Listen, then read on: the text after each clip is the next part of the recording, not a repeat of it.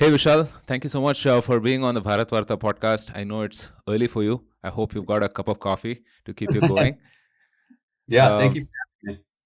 yeah, so there's plenty of interest on what's happening with the Indian diaspora, Mhm. right? Socially, culturally, politically, and otherwise. And I thought, we could do a freewheeling chat on a bunch of things, right? A bunch of topical stuff. And of course, I mean, given your background with Hindu history and now frontier dharma, we're going to Mhm. talk about some of the historical and philosophical underpinnings as well, Yeah. right? So first up, has racism against Indians in the US increased, in your opinion? I mean, I think it's really hard to say like how much of this is a real world phenomenon versus just something on Twitter. I can just say like personally, I haven't experienced anything, but I'm not going to deny that it exists. I mean, we've seen like obviously for context, and I'm sure a bunch of your listeners know this most recent wave of anti-Indian animus really started in like around Christmas time because we had this whole H-1B debate, which was a big debate within the kind of Trump coalition between the sort of tech right who's pro-immigration and pro-innovation, and then the more I would say nativist wing of an anti-immigration wing of the MAGA coalition. And so, in the midst of this debate, you had, Sriram Krishnan, who was appointed as like I think he was like AI czar or something, or AI. He was appointed under David Sachs at the White House, and then Yeah. Vivek Ramaswamy, who's running for governor of Ohio now, who did run for president, had this tweet about American culture and why this kind of American. Well, basically, he called it like a culture of mediocrity is the reason why tech companies have to rely on foreign labor. And so this kind of led to this huge upsurge in online racism against Indians and Hindus in particular. And I'm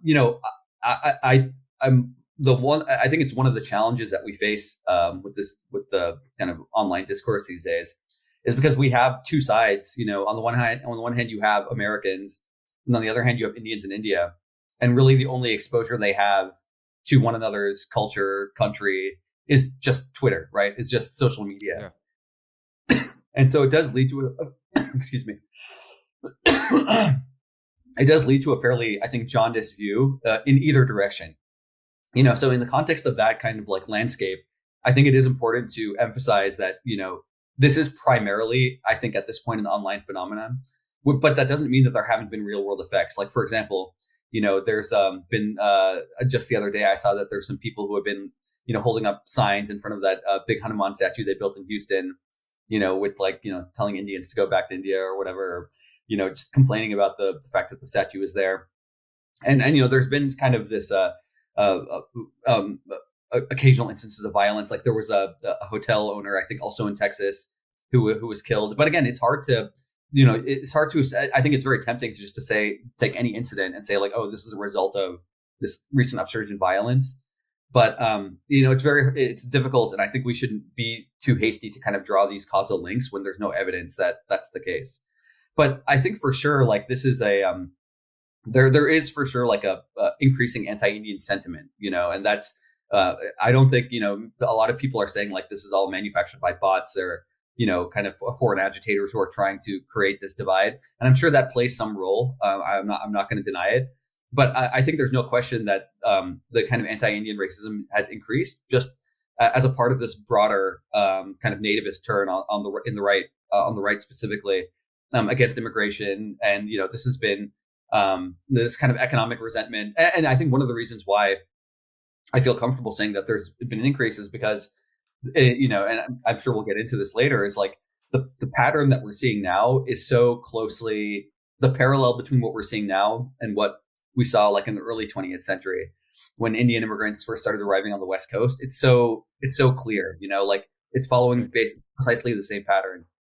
So yes, I Right. mean, to answer your question, for sure there has been an increase, but I don't think that like I think that if your Indian listeners or Indian social media users are thinking that based on what they're seeing on Twitter that America has turned into this anti-Indian racist cesspool, I don't think that's the case. I mean, I would say that Americans are still the most welcoming people. Like I've never had any issues in America.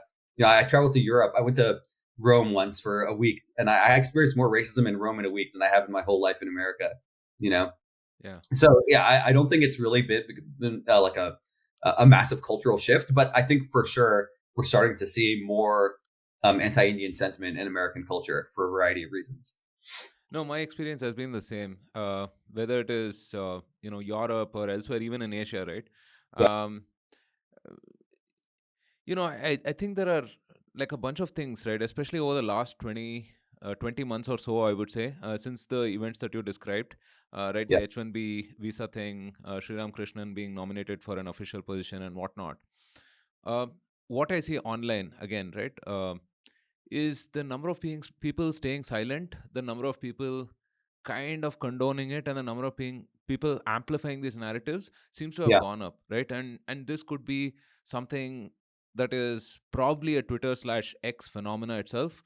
But in the Hmm. few conversations that I've had with friends in the US, they seem to kind of experience it sort of ephemerally Yes. in their daily conversations as well, right? That there is a growing anti-India sentiment, and Hmm. some of this perhaps could be the fact that America is in kind of a distress situation, right? A nation in transition in some ways, you could Hmm. think of it, right? The fact that India is kind of asserting itself politically on the world stage, let's say, right? And, Yeah. and so maybe things have come to a head. Um, but you have been researching this specific phenomena for quite a while, right? I mean, I love the work that you do with Hindu history, Thank you. and where you go back to these archives of how Americans covered Hindu immigrants Mhm. specifically, what they called us, what they spoke about us, and so on and so forth. Can you talk about some of the historical underpinnings for whatever is happening at this point? Yeah, and I think that's like a point I want to highlight too, because I know that the social media rhetoric, obviously, in the past few months is, you know, far different than anything we've seen before, just in terms of the kind of the vitriol and the nature of the prejudice. It's like very open in its anti-Indian sentiment. But I think that it would be a mistake to characterize this as purely a right wing phenomenon. I mean, the Hindu history, which I started like, I think now, like, 3 or 4 years ago, I can't remember exactly when I started it, but I was motivated to start that because I was seeing, I say this not from like a braggadocious perspective, but like I wasn't really surprised when we started seeing this because, I mean, if you've been following me for a while, I've been kind of predicting it for a few years now, because I've been seeing it. It really started from the left wing in the most recent iteration, and yeah, I talked about this in Frontier Dharma too. But I really think that like post 2014, when the BJP won its Yeah. first parliamentary majority, was really kind of a turning point, because what happened was you saw this sort of global liberal concern with the rise of the BJP in India, and this led to this sort of importation of Indian political or Indian ideological frame into American politics. And I think the rise of Modi and the BJP was sort of dovetailed into this broader liberal narrative about the rise of global far right populism. And then so what happened is you started seeing a lot more mainstream media coverage about India and Hindus and Hindu nationalism. And that's really what motivated me to start the Hindu history, because I started seeing a lot more media coverage and a lot more work out of the academic and activist sphere about, the rise of Hindu nationalism in the diaspora, the sort of rise of like casteism. We saw that in California with the SB 403, the bill that was eventually vetoed. But I started seeing a lot of these attacks on the diaspora, a kind of, behind the facade of this sort of fight against Hindu nationalism. And seeing that mainstream media coverage and realizing like there were these sort of representations about what India was like or what Hindus were like that was so at odds with, I think, the diaspora's lived experience, is really when I started thinking about like, what is the origin of these attitudes? What is the origin of these sort of prejudices? And then what I did was I started going back into the newspaper archives, the American newspaper archives, which are like all, Library of Congress makes them all digital and freely available. And so I started going to the archives and I started looking, just searching for, references to Hindus or Hinduism or India in American media. And what I found was that there was this long history, basically from the late 18th century, really to like the early 20th century, where there was these extensive media coverage of Hindus in India. And what it really reached its crescendo in the late 19th century and early 20th century, when in the aftermath of Swami Vivekananda's trip to America. He came here in 1893 and he gave this famous speech at the World Parliament of Religions. And for a lot of people, that kind of represents the sort of Hinduism entering the global stage of world religions. And, Vivekananda established this Vedanta society in all these major cities. And what happened was it became pretty popular, not like as a mass movement, but it became very popular among, well-heeled socialites, wealthy, sophisticated Americans in urban centers. And this happened contemporaneous with the sort of, massive industrialization happening in America, which led to the, basically like a small but newly visible population of Indian immigrants on the West Coast. And they were primarily, Sikh immigrants from Punjab, but at the time, like most Americans didn't distinguish. Everyone was just a Hindu, like Hindu. If you were from India, you were a Hindu, and they spelled it Hindoo, hence Hindu history. And so what you had was this sort of mix between economic resentment about immigrants taking these jobs from white Americans, and then that kind of melded with the sort of pre-existing religious prejudice against Hindus. And you also had this sort of elite level establishment blowback against the increased popularity of Vedanta. And the rhetoric that emerged during that moment is like there's like a stark similarity to what we're seeing now. You have the sort of economic resentment, then you also have this elite resentment. I mean, just now I think Rutgers was hosting they hosted a conference about like the danger of Hindutva in America, and basically like demonizing the Hindu diaspora and any sort of like political organization or cultural organization among Hindus as, ostensibly linked with this Hindu nationalist movement. So, I think that there's this prejudice against Indians in America has always had these kind of two registers, right? You've always had the sort of economic nativist angle, which we're seeing now in the last few months. But there was also always this kind of elite opposition to Hindu cultural and spiritual influence in America. And I think now we're, and I would say in following 2014 in particular, we saw that kind of elite level blowback. And that's something that I had been writing about on Twitter and in Hindu history for a while now. But now we're seeing the kind of reemergence of the nativist and economic element of that prejudice as well.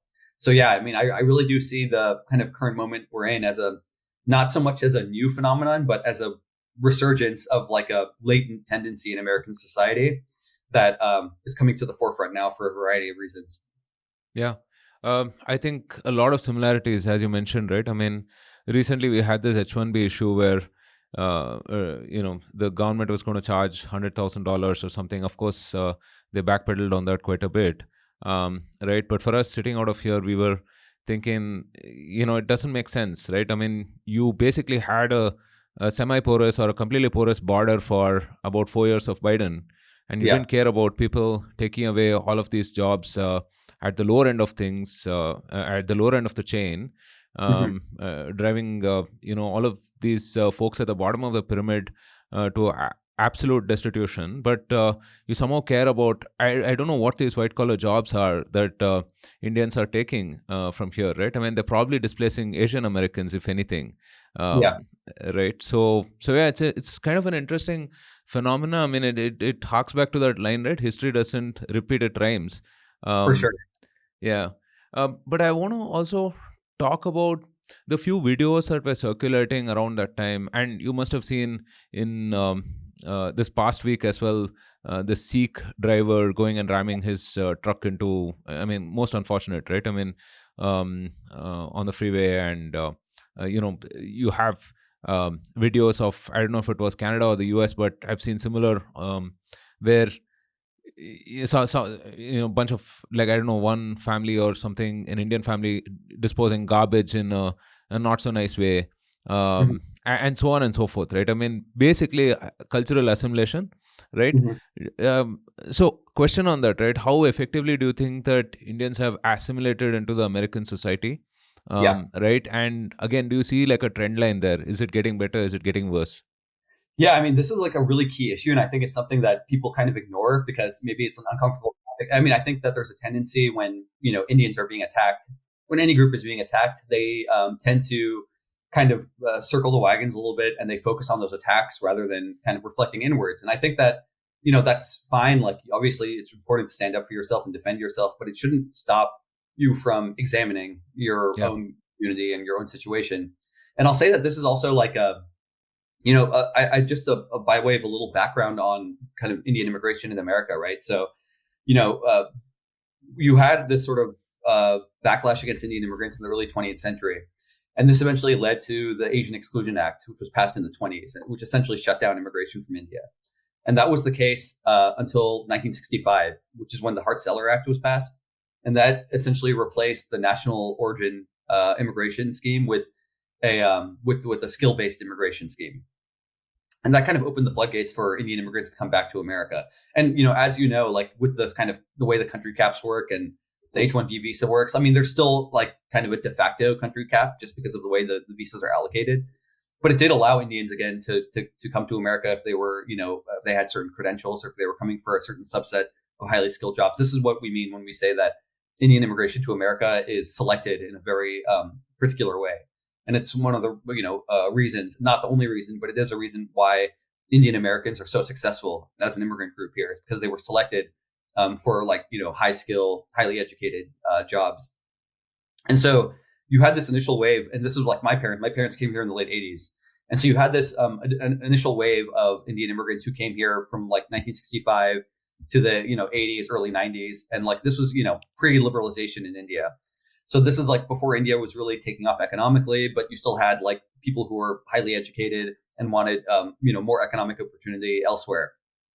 And, when this initial group of Indians came to America, I mean, they were coming from a very different country, right? Like India was not, I would say, like the kind of like Indian national political identity was a lot less cohesive then. I mean, people were still like, obviously, they were, proud of their cultural heritage, their religious traditions or whatever, but people were much more, I think, just like, one big difference is that the numbers were just much smaller, right?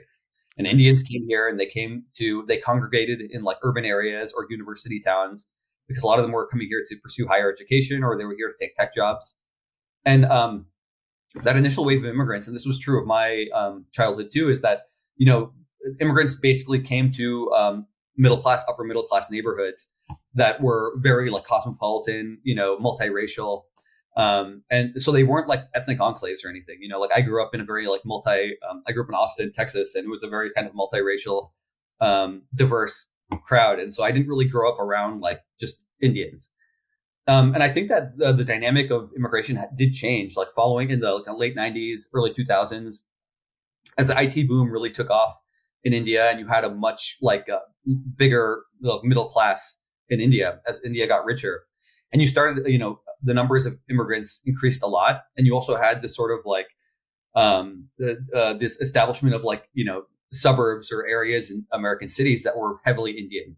And people, I mean, it's natural, like when people immigrate, they want to be around other people who are like them, who are culturally similar, because it makes the process a little bit easier. But I think there is the downside to that is that there's less pressure to assimilate for the first generation. I think that as far as like assimilation goes in America, like it's huge, massively effective.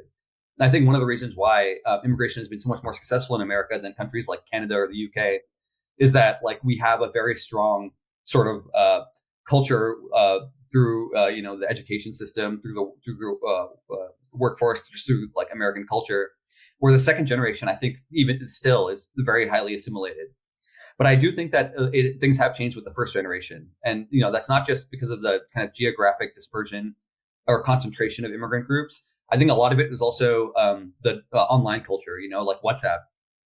And I've definitely noticed this, like first generation immigrants who come here now are so much more plugged into like Indian politics and Indian cultural issues. And that kind of maintains this strong connection with India that didn't really exist when I was growing up. Like I have vivid memories, the pre-internet and before India was really online in a big way. Like my dad would, call India maybe like, once every week or a couple times every month. But it was just like a phone call where like, we'd say hi to everyone. And that was basically it.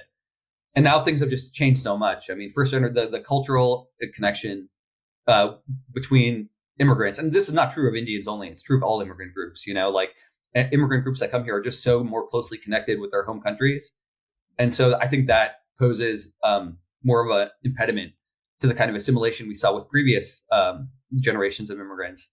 And I think that, and this is an idea that I want to flesh out more, but I do think that a lot of the conflicts that we even see in the diaspora today, even though they're ostensibly about things like Hindu nationalism or whatever, like really, I think that the underlying driving force for a lot of it is this sort of growing divide between second generation Indian Americans, third generation Indian Americans, people who have been here for years, and then kind of newer generation, and the sort of cultural and political division that is kind of growing between them. And so that's like, there's like this external challenge of, because at the end of the day, and this is true of, like, you mentioned the example of the Sikh truck driver, there's this stark contrast, because when Americans see us, no matter where in India that you're from, they see us all as the same. They're all just Indians to them. Yeah. But if, like me, you've been following diaspora politics, like the politics between these groups is pretty vicious. Like you have Sikh groups who are always attacking the Hindu groups that are attacking Sikh groups, Muslim groups who are attacking the other groups. And then you have the sort of like left activist machine that also, definitely attacks Hindu groups a lot. So you have this internal division between the diaspora that kind of is a impediment to any sort of concerted action. And then on the other hand, you have like the kind of right-wing attacks on Indians as a whole that doesn't distinguish. They were basically all the same for them. So yeah, it's definitely like a pretty fraught and complex dynamic. And I do think that, as, for Indian Americans in America who are established here and, consider this their home and want to, build families and communities here, like there is a sort of internal discussion that needs to take place about what that identity is like. And, and this is an issue maybe we can get into further, but like, to what extent is, I don't know if you saw this article or maybe you were going to bring it up, but, Shashi Tharoor had this article about, complaining basically about the diaspora not standing up for India's interests. Yeah. This also led to another firestorm, right? About like, why is the diaspora not, pushing back against the H-1B stuff? But it's like very presumptuous to just assume that the diaspora here is going to, lobby for Indian national interests in America when we're Americans, but it's a good question that has to be addressed, I think, in a comprehensive way about, to what extent do Indians in America have any obligation, or not even an obligation, but like to what extent should they maintain that connection, or like even just empirically speaking, like to what extent does that connection actually persist among the second generation or the third generation? So yeah, it's a complex debate, and these are issues that for all the trouble and like resentment that we're seeing online right now, I'm I think an optimist by nature, and I think that the plus side, the silver lining, is that this external pressure, I think, is going to be like a forcing function for the Indian diaspora, who has had a pretty sweet few decades in America, just in terms of like achieving remarkable success. I mean, unprecedented amounts of success, like now represented in the upper echelons, not just of tech, but as we're seeing now, politics, media, academics. Like we've achieved so much, and we've enjoyed so much success in America. And I don't think we've really taken the chance to systematically discuss and really, contemplate these questions. And I'm hoping that this latest round of anti-Indian animus, because it's so in your face, will be a motivation for people here to like really think about these issues in a serious way. Yeah. No, I think it's definitely a cause for introspection about identity, because, forget about Indians being amorphous, right? From an identity perspective, even Hindu is so amorphous, right? Yes. So oftentimes when people, let's say, compare and contrast with Jewish, ethnicity or us, why can't we be as united as the Jews in the US? Why can't we assert ourselves that way?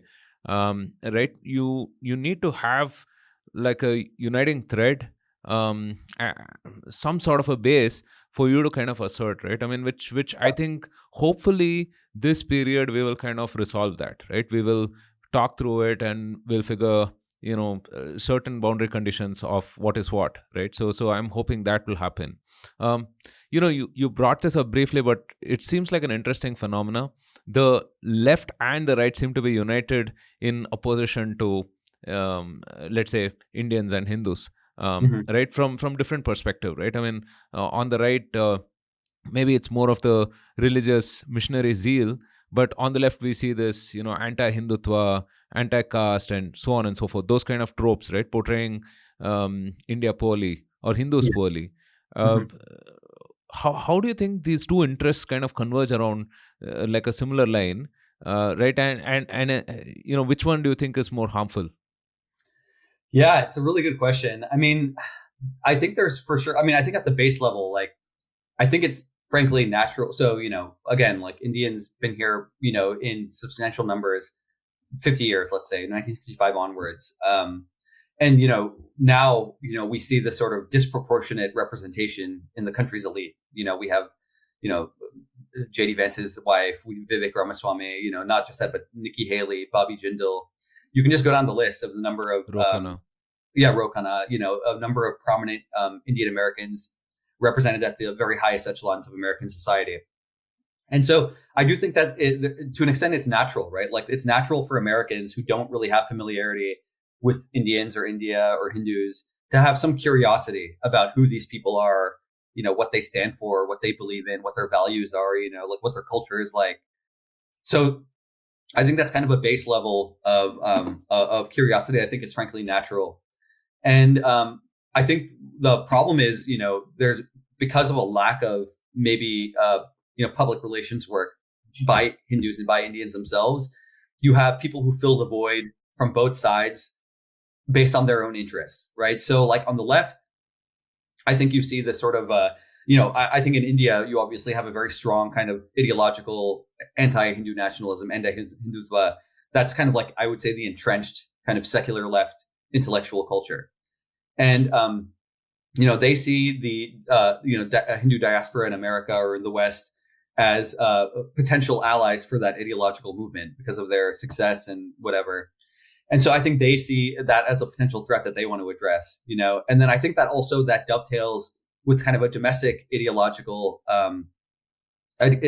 compulsion in the West. And I wrote about this, and I'll try to simplify it as much as I can. But I wrote about this in my latest Frontier Dharma essay, kind of about this phenomena of Hindu phobia.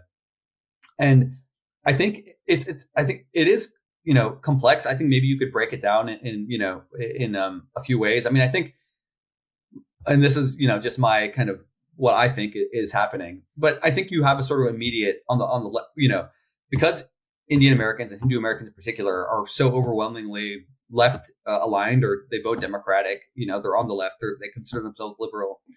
I think that Indian Americans for years now have been very deeply embedded in like left activist networks and whether in media, activist organizations, or even in academics.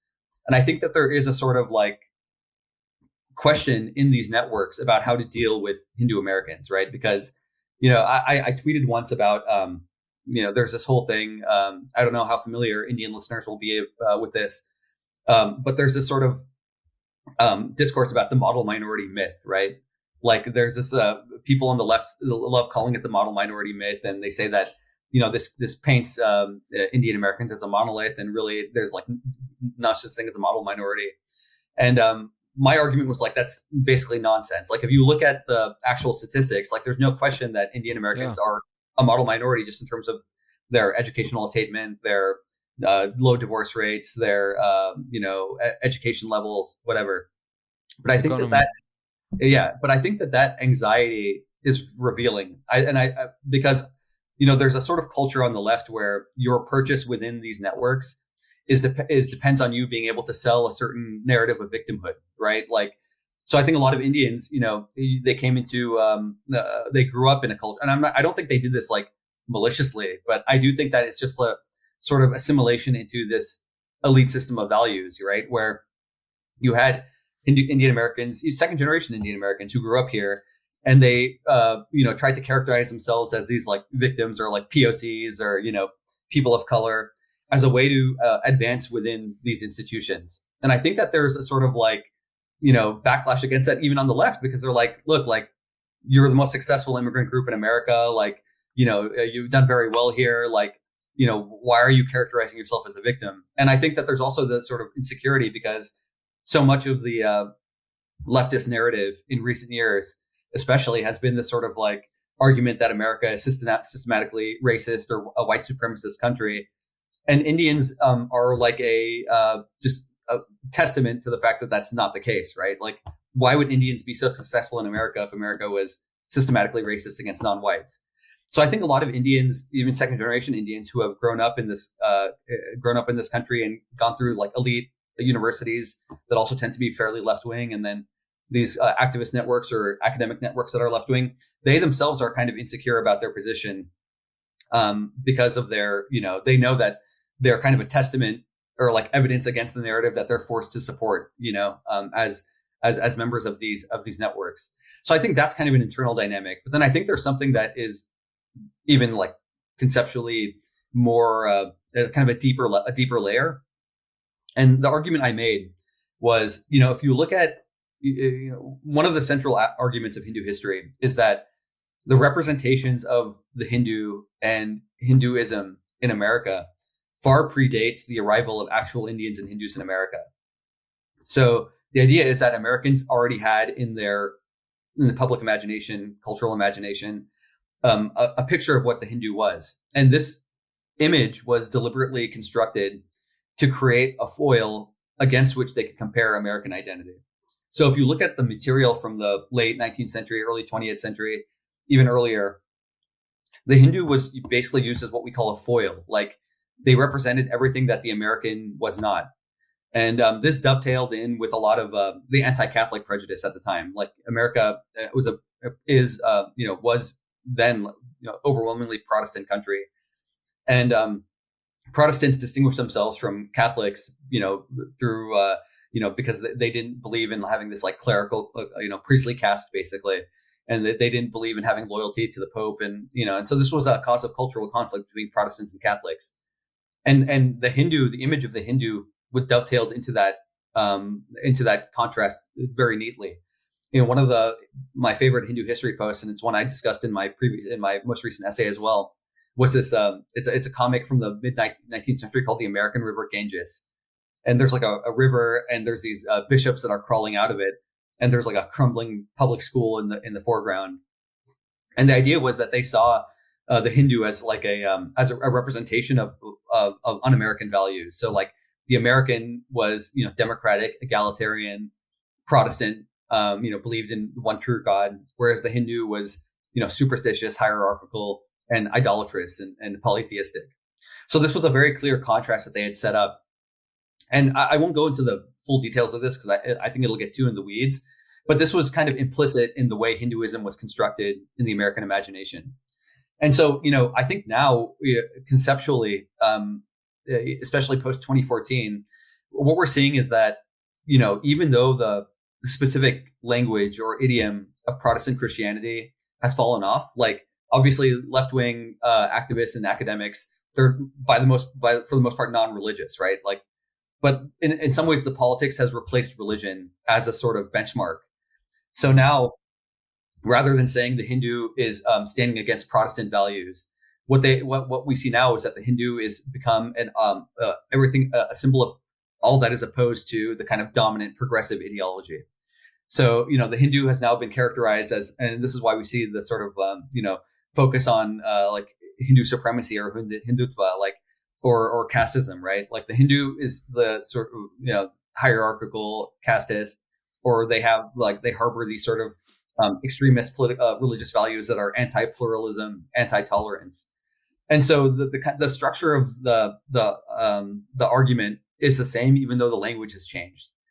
And so I think that's kind of the backdrop, and that motivates a lot of the sort of, especially left-wing attacks on Hindus in America, which is that we've kind of become a symbol for everything that the progressive agenda stands for. We're like an obstacle to it almost. And so that's led to a lot of attacks and scrutiny from the left wing. And, that obviously has dovetailed. And, one of the things that has been very interesting, and I'm sure people who have kind of in this world have noticed it, but now we're seeing a lot of the right wing attacks on Indian immigrants drawing on the work that was produced by the left wing in the past decade. So we're seeing all these articles that have been published in like New York Times, Atlantic, Now we're seeing that resurface in a very different context. So, the right wing attacks on Indians as, having like potential dual loyalties, all of these are drawing on the same attacks that we've been seeing from the left wing about how the diaspora are all closet, Hindutva extremists or whatever. So it is for sure a confluence, like, Right. and we're seeing it's been very enlightening, I think, to see the right wing attacks draw on the same material that we've been kind of talking about for years. Yeah. The last elections, we did see a bit of a shift in terms of how Indian Americans voted, right? I mean, they did vote Republican. I don't know, how that will change in the upcoming elections, but was that does that reflect in society and culture at all, or was that just an acutely, we don't like Kamala Harris and we like Trump better kind of a thing? I mean, I think that I don't have the specific numbers in front of me, but there was for sure like I think a general shift of immigrant groups. Like, I think Trump like outperformed on basically like for African Americans, Latinos, Asians, Yeah. and Indians.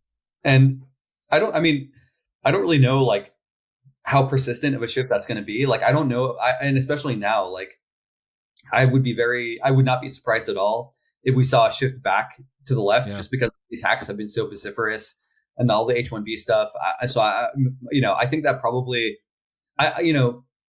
it's a good question. I just don't know if we have enough data yet. Like, there was for sure a shift, but I don't know if that's just like a one-off thing where Right. they just saw Kamala Harris as, as Trump as more favorable to Indians in that particular case. But I think we'll have to see a few more election cycles to see how persistent that shift was, if it was persistent at all.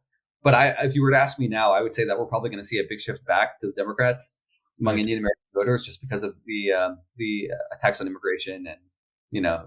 and kind of the anti-Hindu rhetoric we're seeing from the Christian right. So we'll see how that shakes out. Right. When we look at other ethnicities in the US or other religious groups and so on, right? Why do you think they are dealt with more empathetically? I'm sure all cultures have good and bad, right? All religions have good and bad. So why is something like Islamophobia such a thing? Um, Started post 9/11, but still seems to be going pretty strong. I mean, we're coming up on almost 25 years of that phenomena, Mhm. right? And why isn't Hindu phobia not a thing? Yeah. So yeah, it's a really good question, and I will say, and you mentioned this just previously about Jewish Americans, right? And I think one thing that's really important to emphasize, and I think especially Indian listeners might not be familiar with the sort of broad sweep of American history in this way, but like what Indian immigrants and Hindu immigrants in particular are going through in America now is not unique. I mean, it's unique maybe in the specifics, but generally speaking, I mean, if you look at the early 20th century, like what Jewish Americans went through was a lot of similarities, and not just that, but if you look at like Italian immigrants, like, or Irish immigrants, I mean, every immigrant group that came to America has had to go through something like this. I mean, even if you look at like JFK, right, John F. Kennedy, who ran for president in the 60s, when he was running for president, he had to, he had to emphasize to voters that he wasn't the Catholic candidate for president. That he wasn't like running on behalf of the Pope. He had to emphasize that he was an American and he was running as for American president. And Jewish Americans. The reason why Jewish Americans are such a good analog. I mean, it's. I would say that people tend to overuse the analogy, but in this specific respect, it is very useful because Jewish immigrants. I mean, in the early 20th century, they achieved a remarkable amount of success, and in universities at the time, like Ivy League universities, Jewish Americans went from living in these very poor tenements in New York, like the garment mills and textile mills, and within a generation, their kids were like 25% of Columbia or like 20% of Harvard. And this led to a huge backlash to where like university presidents basically wanted to establish quotas to limit the amount of Jewish students in their universities. And and so I just wanted to make that point that this is kind of a recurring theme in American history, Rite of that passage. rite of passage. Yeah. With regards to Okay. your specific question, I mean, yeah. So in the aftermath of 9/11, obviously the in response to the kind of anti-Muslim animus that emerged. You had this kind of Islamophobia term that became embedded in the political discourse, and is still a very powerful kind of feature of the discourse today. And it is super interesting, right? Because you see, like, Hindus have in recent years tried to popularize or have been popularizing Hindu phobia, and the biggest pushback on that has been from the left, the same left that uses Islamophobia quite liberally, right? I'm not. In some cases it's used cynically for sure, but it's also has played an important role in ensuring that like anti-Muslim animus in America is checked. Especially in the aftermath of 9/11 and all the events that took place after that. So it's the question of why they're treated differently. I mean, I think here is where I think that like Hindus themselves have to take responsibility, because I think that ultimately, there's a sort of narrative issue and a sort of knowledge production issue. And Hindus just ultimately have not done enough to, communicate who they are to the broader American public. And I think that has led to a much more opportunity for cynical players who harbor anti-Hindu prejudice to come in and fill the void, right? Like, if you're not able to build the media institutions or the civic institutions, or or do the kind of public relations work in your communities and with public officials, and this is happening a lot more now with like organizations like Kona and the Hindu American Foundation have done a much better job of like reaching out to local officials and like building links with other community organizations. But I think that's really it. I mean, I think it's really that like Indians have been complacent in America for decades now, and haven't really and have just kind of thought like, oh, like we're doing great in this country. We're well educated. We're getting these good jobs. Like no one's going to bother us. Just keep your head down. But that's not how it works, right? I mean, if you achieve any level of prominence in society, there's going to be people who want to tear you down and people who want to, attack you for one reason or the other. And you have to be kind of proactive about, of putting your own narrative in the public sphere. And I think that's work that is belatedly started now. But I think that's kind of the reason why historically we have been, I think, on the receiving end of a lot of these attacks. It's just because we haven't done a good enough job of putting our own narrative out there. Now, this obviously leads to a bigger question, a deeper question about, how to define that identity. Like you can't, it's very easy to say like, oh, we have to put our own narrative out there. But then doing that also requires a sort of clarity about who you are and what your values are and what kind of image that you want to project in American society. And I think, that's really, the first question that has to be addressed before you can actually engage in this public sphere in any sort of concerted and effective way. Yeah. As you said, I think this is a forcing function for us to sort of evaluate, introspect, and articulate this identity, right? I mean, so far we were being wallflowers, we were at the margin, and now that, we're rising in prominence and kind of asserting ourselves, it's hard to ignore us, right? And so rather than the prejudice of others drive this narrative, I think we should start talking about ourselves, about who we are and what we believe in, and so on. But do you think that this kind of consensus or even like a broad understanding is possible, considering that Indians and Hindus are so diverse, right, in multiple different ways, linguistically, culturally, and so on. And if you were to sort of formulate like a unity of sorts, Mm-hmm. right?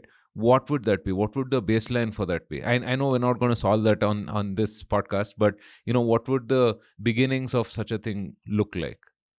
Yeah, I mean, this is really the key question, and this is kind of the motivating factor behind Frontier Dharma, is trying to kind of shift the discussion away from like the woe is me, like we're being attacked for X, Y, or Z, and to start thinking about just like, okay, well, how do we define ourselves, and what is the actual like what is it that we're trying to project, and what is it we're trying to protect, and how can we establish that? And it's a really good question. I mean, I think that the one of the challenges, right, is that this is in some ways a very kind of generational difference, right? Like I'm second generation. I was born and raised in America, And so my approach to this question is going to be very different from someone who's just immigrated here, right? Because someone who just immigrated here is going to feel a much closer connection to India. They're going to feel a much closer connection to the traditions and rituals and they grew up with and the values they grew up with. Whereas for second generation Indian Americans, like you're obviously going to be much more Americanized. And I don't see that as a bad thing. I see that as natural, and I see that as healthy. Like, you should assimilate into the society that you're in. That doesn't mean that you have to give. That doesn't mean that you have to give up everything or give up your heritage. But it does mean that you have to kind of reframe it in a way that's consonant with the broader social and political fabric and cultural fabric that you're in. And so, one of the phenomena that I've been kind of interested in for a few years now is the emergence of this South Asian identity in the West in particular. And I've been attacked it a lot, like as on ideological grounds, right? Like South Asianism and what it represents politically and ideologically. I have a lot of issues with it, but I think it also does represent a sort of positive development in a sense, because I think that South Asianism emerged among the second generation who felt increasingly detached from the sort of parochial, linguistic, religious, or ethnic backgrounds that they inherited, right? So I think that when when first generation immigrants come here, they tend to congregate like among linguistic groups, right? So you'll have like a Telugu group or a Tamil group or a Marathi group or a Gujarati group. But I think for second generation immigrants, you grow up you Indians of all different types. You grow up around non-Indians, and those differences just aren't salient anymore. You kind of just become like a sort of conglomeration of people who share this Indian background, but you're Americanized. And so I think that the first step to establishing or defining what that broad unity is really being honest about the experience, the kind of day-to-day lived experience of people who are in the diaspora and who are in America. And, part of that is really, I think, examining like what the relationship to India is, like I think a lot of Indians in India I see on Twitter, they kind of just see, like they don't really appreciate those shifts as much. Like I think they kind of just say like, oh, you're Hindu and that you have to act like this, or like you're Hindu and you have to feel about India in this way. And it's just not the way it is. It's not realistic. And it's kind of like a fairly closed-minded and narrow view of what Hindu identity is. And so, this is something that I've been in the process of reading about now, and I'm hoping to publish an essay on this. But I do think that this is another case in which the debate among Jewish Americans is super helpful, right? Because if you look at like Jewish American debates in the early 20th century, these were all questions that they had to answer themselves, because you had this sort of Zionist movement, and then you also had a kind of reformist movement that had long roots in American politics and culture. And you had people who were like debating the question of like, are Jews a nation, or are they just like a religious community that is they belong to their host countries just as fellow citizens, even though they have different religious beliefs. Like, they debated whether Judaism was or Jewish people were a nation, or whether like Judaism was more of like a civilizational identity that could take different forms depending on the context. And so I think that again, like this goes back to, I think, a recurring theme in our conversation, but I do think that this is now a perfect opportunity for us to ask those questions. Like, yeah. And my discussion on this has really revolved around this idea of Hinduism, and I think so many of us growing up in the diaspora kind of took it for granted that like, oh yeah, like, we have a religion, our religion is Hinduism. And, we're just like, we're a religious group, just like Christians or Muslims or Jews are religious groups, but we have different, whatever beliefs or values. And, I think one of the arguments I've been making in Frontier Dharma, which might be controversial to some people, is I've, increasingly come to reject the whole construct of Hinduism. And if you look at, and the reason why is because, if you look at the sort of way in which Hinduism entered our consciousness, entered in public discussion, it was mediated by a very narrow view of what religion is, right? I mean, it was basically mediated by a Christian view of what religion was. And it was really a product of, how the British interpreted Indic spiritual traditions or Hindu spiritual traditions when they came to India via the East India Company, Asiatic Society, formed by William Jones, and then obviously subsequently the Raj. And so they saw people engaging in all these spiritual traditions, and they conceptualized it as Hinduism, as a religion. And I think that this was a very it never reflected Hindu self-understanding about their traditions and what they were. But what it did was it changed the way we think about them. And I think that has been a huge cause of confusion for people in the diaspora, because then you start, if you identify as Hindu and you identify with as a practitioner of the religion of Hinduism, then the natural question is like, oh, well, what are the required elements of this religion? Is it just the rituals that you grew up with, the traditions that you grew up with, or is it something else? Like, what do you believe in? Like all of these questions arise because you have a pressure to engage in the public discourse around religions on equal footing, and it leads to these fairly awkward adjustments that you have to make, where you start asserting things like oh, Hindus believe X, Y, and Z, and it's like, wait, really? Do they? Like, have you talked to any? Like, go ask a Hindu what they believe, or what their philosophical views are, and you'll likely find very different answers from different people. Like we saw this with Vivek Ramaswamy. This is just recently. Yeah. He led to this huge debate because he was at this Turning Point USA thing, and some kid basically asked him, like, how can you be president if you're like a polytheist, and you have religious beliefs that are very different from kind of the Christian beliefs that are so central to American politics and culture. And Vivek basically said that that he was a monotheist, and he characterizes Hinduism in a way that was very resonant with kind of the you could say Judeo-Christian values, right? He said that I love he brought up this point of the Trinity, which is the same argument that Ram Mohan Roy made against the Baptists, in the late 19th century. But I think what we're seeing, leaving the details aside, I think what we see with Vivek is interesting, because what he's trying to do is he's trying to articulate like a Hindu idea of Hinduism, a conception of Hindu identity that is kind of consistent with American cultural values. And you can disagree with the specifics, but I mean, I think it's a very important reflection of the specific pressure that immigrants in America are subject to, because you're caught between this sort of these twin poles of some, maybe you want to call it like authenticity or like fidelity to your traditions, and then also like a need to fit into the civic culture. And I think that any discussion about like what that broad level unity is going to be in the diaspora has to acknowledge those pressures in a real way, and not just dismiss them as like, oh, you're just like Christianizing your religion. I mean, that's, in Vivek's case, certainly a fair accusation, but the underlying pressures that he's under are a reality, and it's something that we all face, and it's something that we have to deal with in an honest way.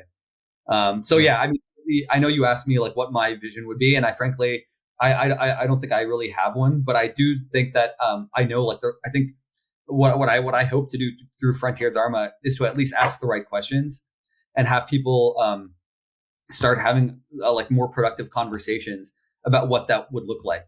Like if we reject Hinduism as a religion and we accept Hindu as a civilizational identity, as a sort of like we're inheritors of a shared philosophical and spiritual tradition that can take many different forms depending on your specific context, then I think that is one promising kind of angle to take, because then you can look at someone like, in America we have like the transcendentalists, right? Like Thoreau and Emerson. Like we have this long tradition of kind of dharmic thought in the American context, and we can really build on that, I think. And Vivekananda too. I mean, if you look at the way Vivekananda was talked about Vedanta and Hindu thought in America, I mean, he too, you could accuse him of Christianizing, but really what they were trying to do is they were trying to reach the audience that they had, and they were trying to reach people at the level that they were at. And that's ultimately like an approach that I think that Indians and Hindus have to take. Like we have to be more extroverted in that way, and not just kind of be so bound to tradition and bound to a particular cultural stream or bound to even India, and start thinking about Hindu civilization and Hindu values in a more expansive way. And so, yeah, that's kind of at least what I see as a path forward. Maybe not an answer, but at least a Yeah. roadmap. No, that's certainly interesting. Um, I think it's such a hard choice, right, between rejecting a framework and then, negotiating and compromising with it. Yeah. Right? Because if you reject the framework, then you run into this problem of just revisiting everything, right?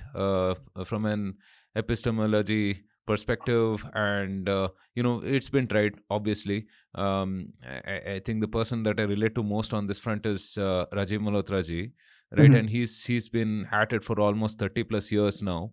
Hmm. His book Being Different, I think, is seminal on this front, right? I mean, like absolutely fantastic articulation of what a framework could look like for us, right? And doing the whole compare and contrast as such. Um, but it's just so hard, right? Because people are reacting to whatever you're saying based on their understanding of things. And how many times do we really revisit the fundamentals of that understanding, right? I mean, the architectures of that, because it's always built on an edifice, For sure. right? And you have to kind of meet them at some point at a, let's say, a halfway mark. But Hmm. then again, figuring out what are those non-negotiables from our end, right, Yes, is just exactly. such a hard thing to do. But I agree with you. I think we should start a conversation on that for sure. Right, to at least, like, maybe we won't get to a Nicene Creed sort of a tenet, but at least the beginnings of it. um yeah, For yeah, it's just such a hard problem, man. And yeah, it is for sure. But I mean, I think that, one of the things that I have, because when I started trying to answer these questions for myself, and I felt very lost. And then, I just keep coming back to, the late 18th, all the way up to the early 20th centuries. I mean, I think there's just so many during this period, following the colonial encounter, all the way up basically to like the early 20th century. I mean, the number of interesting thinkers that India produced who thought about these issues in a serious way. I mean, I know Ram Mohan Roy gets a lot of brickbats from especially the Hindu right these days as being like a crypto Christian or whatever. But I think that we really have to appreciate what the Brahmo Samaj was trying to do, right? Or even like it's not. We don't even have to. It's not limited to him. I mean, even if you look at like Vivekananda or Aurobindo, um, Dayananda Saraswati, and the Arya Samaj, even the Sikhs, right? Like even if you look at like the Singh Sabha, all of these groups were basically responding to the same questions that we're thinking about now, which is that they were confronted with this whole new civilization, this whole new way of thinking, this whole new way of looking at the world, and they were very ambitious. They were global in their thinking, at least at this stage. At the early stage, if you read the writings of these thinkers, I mean, they were like, definitely, the nascent nationalist spirit was there, and that was very important to them. But in terms of their spiritual outlook, they were always thinking about Hindu spirituality in a global way, and thinking about how like these ideas could meld with Western materialism in a way Yeah, that could make civilization better off. Not yeah, just India, but global civilization. yeah. And so, whenever I think it's very easy to get overwhelmed, but then I think you can always go back to these thinkers and look at how they thought about these issues and see that, like, okay, these are questions that we've been trying to answer for a long time.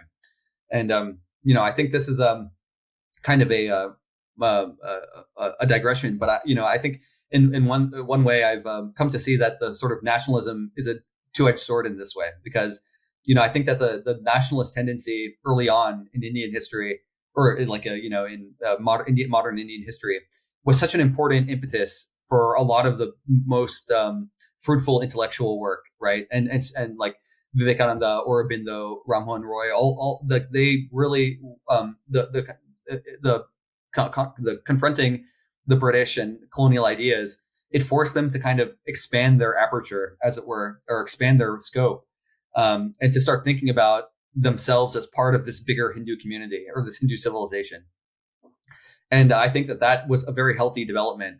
But now I think you can see this, and this is reflected in the diaspora as well. But I think the flip side of that, and the other edge of the sword, is that it also had this narrowing effect. And now I think that we're kind of in this period where you know um, our thinking, not just as Hindus or as Indians, has become a lot more narrow, and it's been a lot more about like specific political communities, and we've lost that sort of like ability to look outwards and to kind of expand our scope a little bit. So I think it's important to try, when we're answering these questions, to kind of revive that thing, Yeah. the reformist thinking that we saw during that time period. Yeah. I think the other thing also is that India as such is a relatively younger nation, right? I mean, 70 plus years is maybe like 3 to 4 generations, give or take. Yeah. Right. And we have struggled to articulate our position as a nation itself and assert ourselves as a nation for the 70 years, that Mhm. I think the civilization aspect of it has been a bit of a back burner, Yeah. in some sense. And just the concept of a Hindu homeland, right, Mhm. which is essentially what the CA strive to kind of legitimize in some Mhm. sense, right? That if you're a persecuted Hindu, you have first rights to be here, Mhm. right? And forget about opposition from other segments, but there was just so much opposition from within itself, right? I mean, from Indians and Hindus, that Yeah. it was kind of surprising, so it leads me to believe that we haven't really seriously thought of that, right? I mean, whereas I mean it's perfectly congruent for um, a like a Jew to think of Israel as homeland. I don't Mhm. think Bharat and Hindu, or Bharat and Dharmik, is congruent in the minds of the majority of, let's say, Indians or even Hindus, I would say. For sure. And I do think that, even though like my focus is kind of the diaspora, I do see so much applicability of these questions to India itself, right? Because I think that even though the contexts are very different, the fundamental issue is the same, right? Which is this articulation of Hindu identity in a modern context and the creation of a political community based on these values, right? Or based on what Hindu values are. And I think that's something that has to be, like that is the kind of, sort of bedrock of any sort of political community, is this sort of articulation of shared values and articulation of a kind of shared vision. And certainly, I think that it's like people always say like, oh, like India is 80% Hindu, but like anyone who's actually has a passing familiarity with India or Hindus, that knows how empty of a term that is, because the internal diversity is so wide and so it's so expansive. I mean, it's beyond comprehension how diverse the Hindu community is. And so I think that the challenges that we face in the diaspora are very conceptually similar to the challenges faced in India by Hindus in terms of wanting to kind of establish or build some sort of political community or political vision. But obviously the way we get there is different just because of the contexts are so different. Yeah, and on the question of and this is one area where I don't know. Like, I think that this is because I think there's a lot of I see, especially Hindus in India, kind of look at Israel and they look at like Zionism as such a as something that should be emulated, right? As like where India is like this Hindu homeland, and I just don't know if that's how useful of a analogy that is, because the context of Jews and their history is just so different, right? I mean, even if you look at like the Ashkenazi Jews from Europe, and if you look at the Semitic Mizrahi Jews, they have a very strong sense of peoplehood that goes back thousands of years. I mean, biblical in origin, right? The tribes of Israel, like they have this sort of very strong self-understanding as a single people that I don't think Hindus have really ever had. I think that our connection is more diffuse. But also that means that it is, the flip side of that is it's also more global in its scope. Like Tagore had this great, he has this, I mean, he's such a brilliant writer, and he has this wonderful essay on nationalism in India. And he has this great line, paraphrasing, but he basically says that India was the world before the world. And I really think that captures just how expansive and diverse India is and how Hindu civilization is. That, like for sure, there's this sort of like Indic sacred geography that's super important. But I think that the question is about like, to what extent do Hindus who leave India, you know, to what, like how, you know, I guess I'll illustrate with an example. Like for example, the when Hindus first started coming to America, this was late 20th century. They obviously started establishing temples. And one of the first temples that the Hindus built here was it's a temple in Pittsburgh. And this temple was built as basically a replica of Tirupati in Andhra Pradesh, which is obviously like one of the most famous temples in India. But, it's an interesting question because, if you look at the story of the Temple of Tirupati, right, there's like a whole kind of mythology about it, about how, I don't remember the exact story, but basically like the hills of Tirumala are like the idea is that the cosmic serpent basically laid down there and he formed these hills. And Vishnu is like resting on the serpent. And that's what Tirupati is, right? That's what it represents. So this temple in India is so deeply embedded in this sort of sacred geography of India, where, the kind of topography, the rivers, the mountains are all integrated into this symbolic language, is what I call it, that really keeps that tradition alive in the minds of Indians in India. But when you build a replica of that temple in America, like there's kind of a strange, like, how can you maintain that sacred geography by just transplanting a temple from India that's so embedded in a particular tradition, particular language, and just put it in like the hills of Pittsburgh? Like it doesn't translate, and I think it was a natural thing for immigrants who came here just to rebuild what they knew, but for their kids and for their kids, like they're going to be so distant from those ideas and so distant from that symbolic language. So, I think that it's a natural for first generation immigrants to preserve a very particular cultural stream of Hinduism that they grew up with or of Hindu tradition. But I think that going forward, we have to think about Hindu culture and Hindu civilization in a more universalist way, which would be my argument. And and that does, I think, require a certain level of, I wouldn't say detachment, because obviously that connection, that cultural connection with India is always going to be there. But I think thinking about things in a more abstract, spiritual, metaphysical way can help us adapt more effectively to the context that we're in. On the temple, right? I mean, I think that's perhaps the first instinct of someone, right? That to replicate, what they understand and what they feel is their roots per se. And in terms of the homeland question, right? I mean, just not to belabor the point, but I feel like if you look at Jews, right, spread out through the world, persecuted for centuries, to the point where, I mean, they faced such extermination, and there isn't like a specific or a large enough landmass where they kind of congregated across time. Okay, I mean, I may get butchered for like basically spitballing history here, but yeah, right. But then you look at India, right? I mean, 1/5, 1/6 of humanity, such a large landmass that's basically remained consistent for thousands of years. So yeah, I mean, you can see why there's a larger impetus for Zionism than like a Hindu homeland in some sense, right? But I agree with your point that we have to have a global civilizational identity, right? And abstract certain values, certain features from that sort of unites us, right? I mean, that's 100%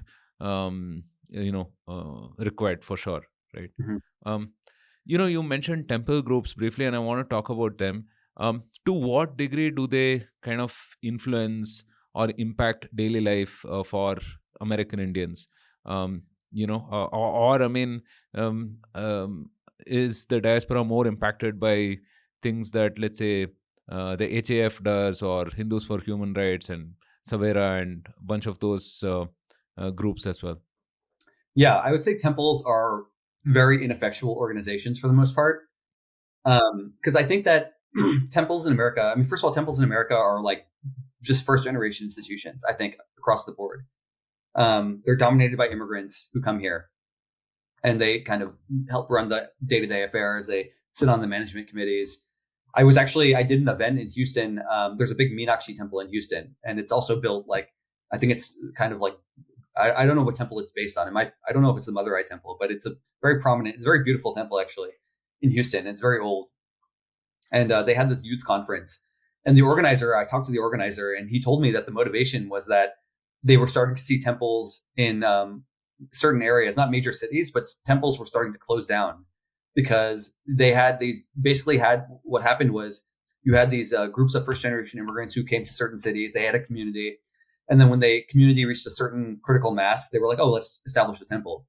And so they would establish a temple. And but once that first generation started reaching retirement age, getting too old, they weren't able to find second generation people, their kids. We couldn't find anyone who was interested in kind of carrying on the management of the temple or carrying on like the day-to-day rituals or whatever. And it's a really serious issue that we've been insulated from or haven't had to think about because we've had this constant stream of first generation immigrants to kind of fill the void. And so like if you were to just, as a thought experiment, if you were to just like bring Indian immigration to zero, I would say that like 95% of the temples in America would close down within a generation because the second generation are so detached from these temples. Because temples in America are just ritual centers, right? Like they might have some education programs, like they'll do language classes or they do like a Gita class or something. But for the most part, these are just ritual centers and they just carry on the same kind of like traditions and rituals that were, part of the temple from its establishment. And the second generation is like, and they don't engage in any sort of like, they don't talk about political issues. Like they don't talk about like when that CAA happened and there was these big diaspora fights over it. Temples were not playing a role in that at all. Because I think the temples, they don't like, and this is a deeper issue, right? Like, these are Hindu temples, but what does it mean to have a Hindu perspective on something? Like what is the basis of that where you can go to everyone in the temple and say, hey, we're Hindus and we stand for X, Y, and Z. Therefore, this is our position on this issue. I don't think that Hindus themselves see themselves in that way. And I don't think the management committees that run these temples see themselves that way. I think they're just like, oh yeah, we're just here to provide like, we're here as a kind of a community meeting space for people to do rituals, celebrate festivals, and that's it. And this lack of education is, I think, cost us dearly because like the organizations that you mentioned, like Savera and Hindus for Human Rights are far more influential among second generation Hindu Americans because they're the ones who are taking these issues and explaining them in a way that's consistent with the prevailing discourse. Mm-hmm. So they there's second generation Hindu Americans who grow up and they basically inculcate the sort of like standard liberal or progressive worldview, and they are they stand for equality. They're against like religious extremism. They're whatever. They're like against Hindu nationalism. And then these organizations just come in and say like, oh, you have these views, therefore you should have this view about what's going on in India, or this view about the CAA, or this view about X, Y, or Z. And so these organizations are able to fill a void. It's a void. And that void is not going to be filled by temples, or it hasn't historically been filled by temples. And temples have been very reluctant to take stands on any political issues in America, or even to kind of provide people the tools to think about these things in a way that's not just like, like zombies, just like going along with whatever the ideological consensus is. And, I'm harsh on the temples, but it's not just their fault, right? Like it's a deeper issue. And the deeper issue is a failure or an inability to articulate like what the Hindu perspective is on these things. Like, the Hindu, something I've been thinking about, and this is, I mentioned to you, I'm working on a piece now, but this is related to the Vivek Ramaswamy point, about how he was trying to, or he characterized Hinduism in a way that was consonant with the value base that he's appealing to. And I'm not saying he's doing that in a cynical way. I mean, I don't want to attribute I'm sure it's sincere. But if you look at organizations like Hindus for Human Rights or Sadhana or Savera, the way they characterize the Hinduism is in line with progressive values, right? They say like, oh, we're Hindus and we believe in tolerance. We're against extremism. We're for equality. They basically, they're inclusive. Exactly. They're doing exactly the same thing that Vivek is doing, but just on the other side. So the thing is that the Hindu identity is so amorphous, and there's not really any sort of like fixed, widely accepted rules that you can take it and you can basically mold it in whatever way that you want to based on your kind of ideological proclivities. And Hindus lack institutions to actually have those debates, right?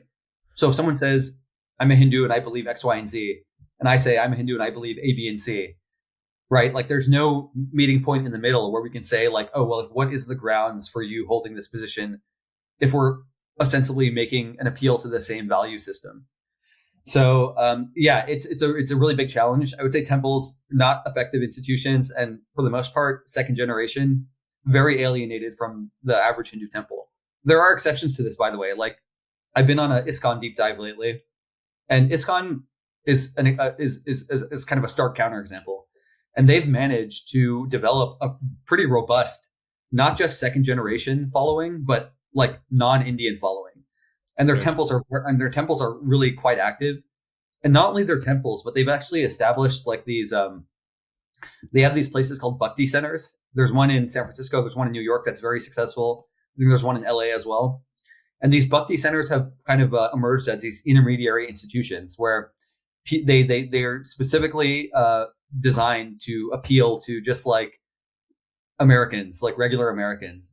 And what they do is like you go in and they'll have like kirtan night, they'll have like meditation classes, they'll have yoga, and this is sort of like the entry point. And then you go there, you find this community of like-minded people, and then once you've kind of been integrated into that community, then they start like bringing you into other things like, oh, let's go to the other room of the Bhakti center and show you how we do like this puja or something, or we'll Yeah. show you the deity, how we do deity worship.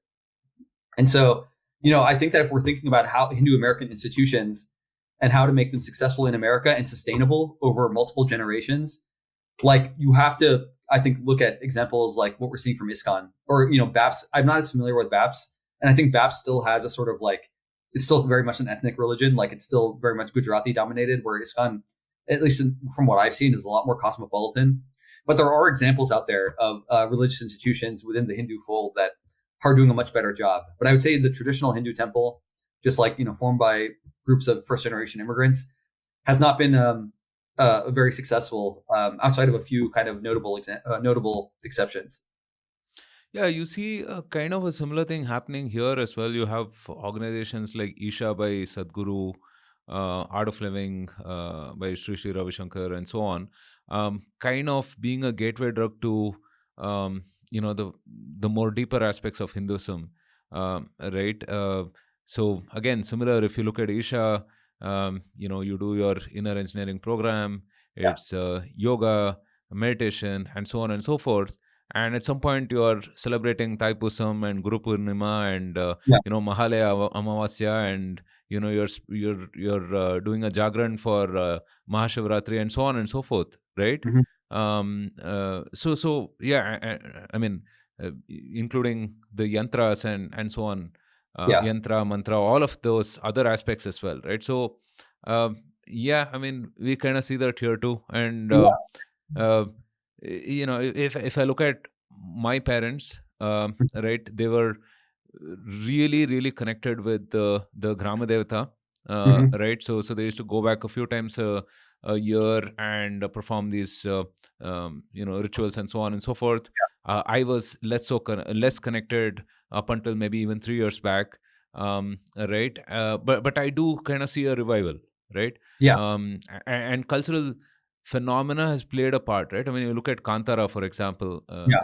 The film has done phenomenally well, um, sort of helping people realize the local ritual aspects of these deities and so on, and how significant they are to your daily life, right? For sure. So I'm actually optimistic on that front, that hopefully, I mean, there'll be enough people red pill to kind of do these rituals, and maybe we will sort of formulate a stronger identity going forward, and we'll be um, we'll be happy to assert it also, right? With pride and with the necessary self-esteem, for sure. For sure. And I do think that's one area in which, like, yeah, the diaspora in India are just going to be very different, right? Like, I think India, like, the way that kind of development is going to happen, it's going to be much more, I think, closely connected with those. I mean, like, there's for sure, like, one of the observations I made last time I was in India was it's just amazing to me how urban India is just become so Americanized. And I don't say this from like a bad perspective. I say it like it's like as an American, it's like Yeah. makes it so much easier for me because I feel I go to Mumbai, Bangalore, whatever, Chennai less. Chennai is, I feel is still fairly conservative, but Delhi, these big cities in India, it's very easy for me to navigate now because everyone knows Yeah. English. The culture is very Americanized. And so there's for sure that aspect of, growing India. But I do think that you're right, that there's a kind of emerging um, turn among kind of highly educated Anglophone Indians rediscovering those kind of rituals and traditions they grew up with. And I certainly think that's a positive thing. But I do think that's one area where the diaspora is just going to diverge, because I think that the underlying conditions, whether it's like linguistic, cultural, even geographic, like we're just so more distant from that, and so that the distance between us and those like rituals and traditions that our parents grew up with is almost unbridgeable in some ways, whereas Yeah. I think for people in your position, that's certainly not the case. I mean, like you're still very closely culturally connected, and it's much easier for you to go back and rediscover and revitalize those rituals and those traditions, which I think is super cool. But again, yeah, that's I think very different trajectory for the diaspora in that respect. It's a, I mean, I think people will traverse the journey of Deva, Dharma, and Desha, Mhm. right? In that order, I think. Um, okay, let's get back to, where we started this conversation, right? Which is, let's say, the discrimination or the racism against Indians and Hindus in the US, Mhm. and, especially in recent times. Um, how do you think we should separate, like, victimhood from genuine cases of discrimination, and also the impetus for assimilation, right? I mean, the thrust for assimilation, all these three different strands, right? And what do you think Indians can do to sort of combat this, more tactically speaking? Yeah. So I think I would encourage everyone to read the essay I just wrote. It's called "On the Meaning and Limits of Hinduphobia Discourse in the Diaspora on Frontier Dharma," and I think that the kind of Hinduphobia discourse and the term is super important as an entry point. Like I think it's really important for Indians and Hindus to under to, and I think Hinduphobia is it's powerful because what it does is it gets people to start scrutinizing the representations of Hinduism that they see around them. And I think that's a really important first step. Like you need people to take what the information that they're receiving and scrutinize it, right? From an objective, like independent perspective.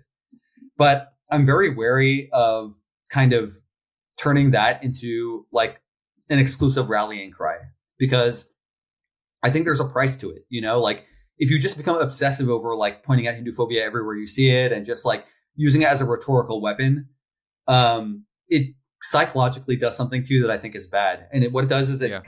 it deprives you of your agency, because if you start looking at the world from a perspective of a victim and you start looking at all the Hindu phobia you see and saying like, oh, like why is no one treating us the right way? Why are people attacking us? You lose sight of your ability to change things, right? And so for me, like it is a very important conceptual entry point, but it can't be an end in and of itself. Like once you kind of understand the conceptual arena and once you understand the kind of nature of the discourse and the challenges that you face, I think you have to kind of shift your mindset to like, okay, well, what can we do to fix this, Yeah. rather than just like calling people out. And the other thing is like at the end of the day, like, no one is going to feel sorry for us. Like I Yeah. tell people, I said this at the event in Houston too, because I was speaking to like youth, and a lot of them were asking about like, because they're so online, right? And so they see all the racism and they're really affected by it. And what I told them is like, look, you know that it exists, but know also that no one is going to feel sorry for you. Like you belong to the most successful, well, highly educated minority group in America. Like no one is going to hear your complaints about Hindu phobia and be like, oh, these poor Indians in America, they're going through Yeah. so much. It's like people are suffering in the country. People are suffering in the world. People have much more severe problems than we do. They can't feed their families. They can't, hold a job or whatever. Like we're very blessed. And so I think you have to kind of think about it from a strategic perspective and understand that you're not going to get any pity or sympathy from anyone. So I Yeah. think we have to not allow ourselves to get sunk into this sort of like victim complex. Um, but I think what was the last part of your question? Oh, and in terms of assimilation, yeah, like I do think that first of all, I think assimilation is inevitable. Like it just happens. I don't think it's something you can fight. I don't like. I think a sort of tendency to, or like if the thought process is like, oh, like we should retreat into our own little enclaves and just like have our little traditions, like maintained in a sort of like formaldehyde. I just don't agree with that. I think that not only is it not realistic, but I think it's like I just find it, uninspiring. Like, I think really what we need is the confidence to go out into the world and say, like, and this is the perspective I take, right? Like, I'm very grateful to live in America. I'm very grateful for the sort of uh, what do you call it? Like, I don't know the right way to articulate it, but the sort of basis for American values, right? Like, I think that, this sort of emphasis on individualism, on like enterprise, on risk taking, like, these are hugely important values that I think will that can have a positive impact on Hindus and even on India, right? Like, one of the problems with India, I think, and in the Indian elite in particular, is they seem to always absorb the worst parts from America and not the best parts. Yeah. So they take on the wokeism and like the identity politics and all this bullshit. But what they don't take is like the emphasis on individualism, on enterprise, on risk taking, on really making your own way and thinking independently. Like, these are very important parts of American culture. And I'm very grateful that I was exposed to those values early on and have, and I'm trying to maintain them, as I go through life. So for me, assimilation, really what it means is like, look, we should assimilate into American culture being in the diaspora, but that doesn't mean that you just give up everything, right? Like, I think the real question for me, and I think that the real quest for the diaspora is to really understand like the significance of our heritage and then try to find a synthesis between Hindu civilizational values and the American values that we've grown up in, and what does that look like? And I think if you look at, the kind of South Asianism, that it's one answer to the question, but in my mind, it's not a satisfactory one, because what South Asianism has really turned into is it's turned into like, just like kind of textbook leftism or progressivism with like, Indian sprinkling on top. Like, you celebrate the festivals, you do Holi, whatever, but it lacks the kind of philosophical substance of the tradition. Yeah. So I think what it requires is a more concerted attempt to build that synthesis and to take ideas on both sides seriously and try to really, assimilate them in a proper way. One of the thinkers that was really influential for me early on, and still to this day, is K.C. Bhattacharya. And he was an Indian philosopher, and he delivered this wonderful lecture called Swaraj and Ideas. And you can go look it up. I would really highly recommend that everyone go read this essay. You can find it for free online. I think he delivered it at Oxford in like the 1920s, 1928 maybe. And he talks about how, the sort of Indian assimilation of modern ideas has been very superficial. And he says that it's led to the situation where we're left with like an unthinking, he says like it's a progressivism imitative of the West, or an unthinking conservatism. And I think in a lot of ways that still captures the kind of nature of the Indian intellectual response to modernity. On the one hand, you have people who are just like, they just parrot whatever they hear from the Western elite in New York and London, and they don't really think about it in a critical way. And then on the other hand, you have a reaction where people are just like the kind of traditionalist response, which is just like, accept everything as Indian because it's Indian, and accept everything as like Hindu tradition because it's tradition. You don't question it. You don't think about it. It's just like, this is tradition. You have to protect it. And I find both of those responses equally repugnant and equally, nonsensical. So I think we have to take these ideas both from the West and from Hindu civilization seriously, and try to formulate a vision of how we want to find a synthesis between them going forward. And that's true just not in the diaspora, but that's true in India too. I mean, the kind of Westernization of India is inevitable, right? I mean, because modernity is itself like a Western vehicle, like it's a vehicle for Westernization. Like India is a parliamentary democracy and a increasingly capitalist economy. Like, these are ultimately Western systems that have been transplanted into India and are changing Indian society on a daily basis. And I think you're going to see some comments on that specific point from the trads.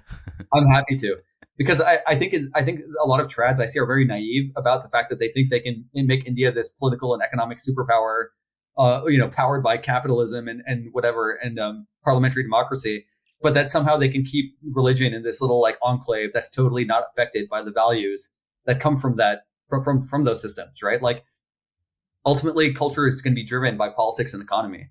And so you have to think seriously about the ideas that underpin those systems and how they're going to impact your worldview when it comes to spirituality and religion. And maybe that's more apparent in the diaspora just because we grew up in that system. but it's going to be true in India as well. So yeah, I think that when it comes to assimilation, I certainly think that anyone who's a citizen of any Yeah, country, like you have to assimilate into the culture, but that doesn't mean you have to. It means that it's incumbent on you to find a synthesis and yeah. find out what you want to preserve and try to use it to make your society better. Just look at the way the constitution interacts with religion and culture in India, right? I mean, it basically proves your point, right? Yep. So hey, so in this last segment of sorts, I thought we'll just react to a bunch of tweets and or we call them posts now, posts and articles. Right, just want to get your quick thoughts on that. Um, Sure.